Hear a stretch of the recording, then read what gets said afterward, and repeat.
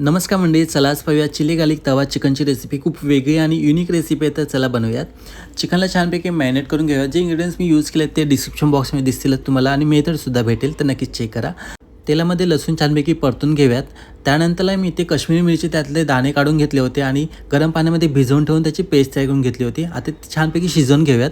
सुक्कं झालं की त्यामध्ये थोडंसं पाणी ॲड करा आणि छानपैकी परत एकदा शिजवून घ्या.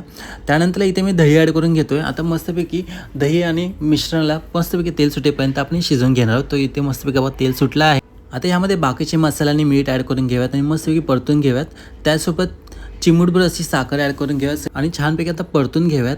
आणि जेवढी कन्सिस्टन्सी तुम्हाला पाहिजे तेवढं तुम्ही पाणी ॲड करून घ्या. थोडं मी जास्तच ॲड केलं आहे आणि थोडंसं 2 ते 3 मिनिटं शिजवून घेऊयात. त्यानंतर त्याला मॅरिनेट करून घेतलेलं चिकन यामध्ये ॲड करून घेऊयात आणि आता मस्तपैकी दोन्ही बाजूने शिजवून घेणार आहोत. तर नक्कीच रेसिपी ट्राय करा. खूप कमाल आणि वेगळी लागते आणि खूप टेस्टी लागते पहिली गोष्ट, तर नक्कीच ट्राय करा.